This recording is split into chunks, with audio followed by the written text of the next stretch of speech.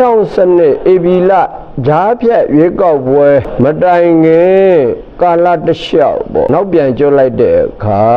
88အာဏာသိမ်းပြီးစအထိပေါ့အတိုက်ခံကာလမှာတိုက်ခံခေါင်းဆောင်အဖြစ်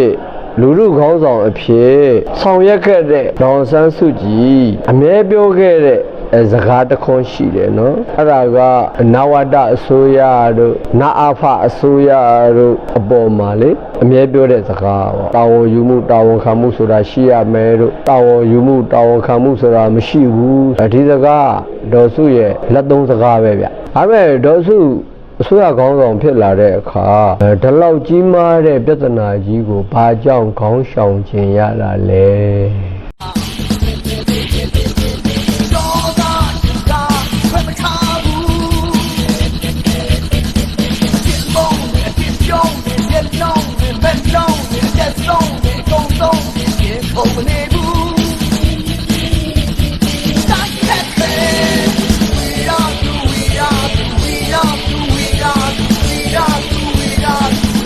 အဲ့တော့ဒီကောက်ပွဲပြီးခါစားကာလမှာဆိုရင်တမတော်ကအာဏာသိမ်းတဲ့အခါမဲခိုးမဲလိမ်မှုအကြောင်းပြတယ်ဆိုကြပါစို့ဗျာတနည်းအားဖြင့်ပြောရရင်တော့မဲဖောင်းပွားမှုကိုအကြောင်းပြပြီးသိမ်းလိုက်တယ်ဆိုကြပါစို့ဗျာအန်အရီကမဲမခိုးဘူးလားရွေးကော်ကမဲဖောင်းပွားအောင်မလုပ်ခဲ့ဘူးလားအနာရပါတီက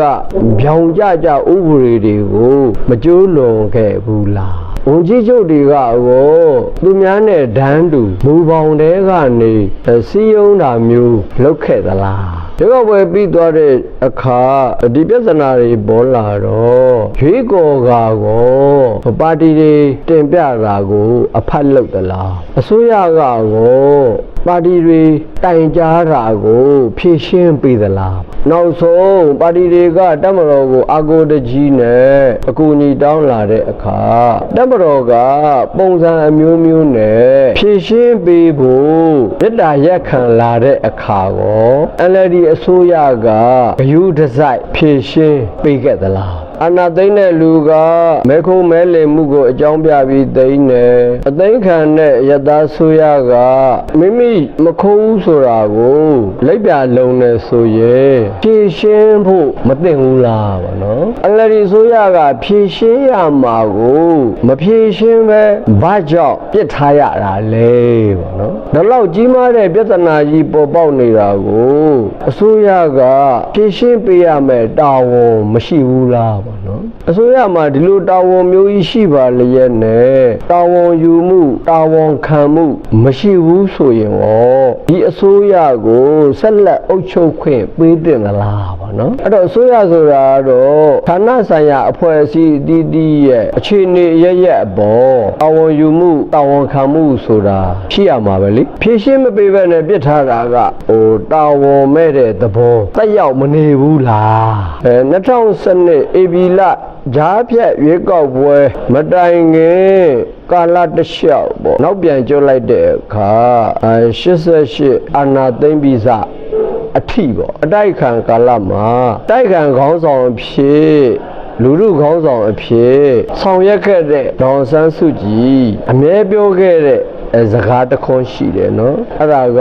နဝတအစိုးရတို့နအဖအစိုးရတို့အပေါ်မှာလေအမြဲပြောတဲ့စကားပေါ့တာဝန်ယူမှုတာဝန်ခံမှုဆိုတာရှိရမယ်တို့တာဝန်ယူမှုတာဝန်ခံမှုဆိုတာမရှိဘူးဒီစကားဒေါ်စုရဲ့လက်သုံးစကားပဲဗျဒါပေမဲ့ဒေါ်စု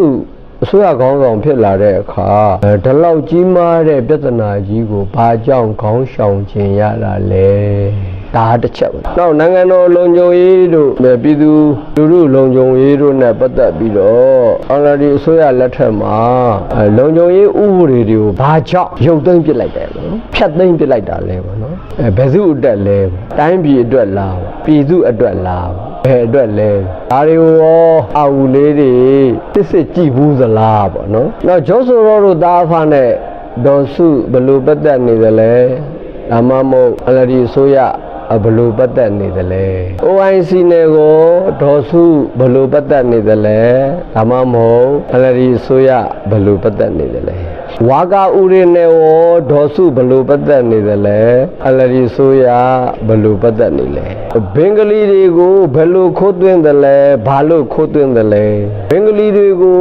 ဘာကြောင့်အခွင့်အရေးတွေပြီးနေရတာလဲဥပမာမောင်တော်ထီသွားပြီးတော့ဘင်္ဂလီတွေကိုချော့မော့ပြီးတော့လိုအပ်တာတွေပြောပါဘာအခက်အခဲတွေရှိတယ်လဲကျမတို့ကူညီဖို့ဒီကိုလာတာပါဆိုတာမျိုးတွေကိုဒေါ်စုကဘယ်သူခိုင်းလို့လောက်ရတာလဲဘယ်ဖီအားကြောင့်လောက်ရတာလဲဘာကြောင့်လောက်ရတာလဲခိုးဝင်တွေကိုဖမ်းပြီးတဲ့အခါအစိုးရအမိန့်ကိုခံယူပြီးမှဒီခိုးဝင်တွေကိစ္စတွေကိုဖြေရှင်းရမယ်ဆိုတာဘာရည်ရွယ်ချက်လဲဖမ်းမိထားတဲ့ဘင်္ဂလီတွေထောင်ချခံထားရတဲ့ဘင်္ဂလီတွေကိုအလရီဆိုရဘာကြောင့်ပြန်လွှတ်ပေးတာလဲတရားရင်ဆိုင်နေတဲ့ခိုးဝင်ဘင်္ဂလီတွေအမှုပြန်ရုပ်သိမ်းပြီးလွှတ်ပေးလိုက်တာဘာကြောင့်လဲတိုင်းပြည်လုံခြုံရေးအတွက်အင်မတန်အရေးကြီးတဲ့တမျိုးသားလုံးလုံခြုံရေးနဲ့ပတ်သက်တဲ့အီယာမအန္တရာယ်ကြီးပဲဗျာနော်ဒါပဲဒေါ်စုကျူးလွန်ခဲ့တဲ့ NLD ပါတီကျူးလွန်ခဲ့တဲ့ NLD အစိုးရကျူးလွန်ခဲ့တယ်နောက်တစ်ခု NLD အစိုးရကဌာနဆိုင်ရာအသီးသီးမှာနိုင်ငံသားအကြံပေးကြီးအများကြီးထားခဲ့တယ်ပေါ့နော်လာကကောင်းကောင်းလဲပေးခဲ့တယ်ပေါ့အဲ့ဒီနိုင်ငံသားအကြံပေးကြီးဘာကြောင့်ထားရတာလဲနိုင်ငံတကာကဒီမိုကရေစီအစိုးရတွေမှာ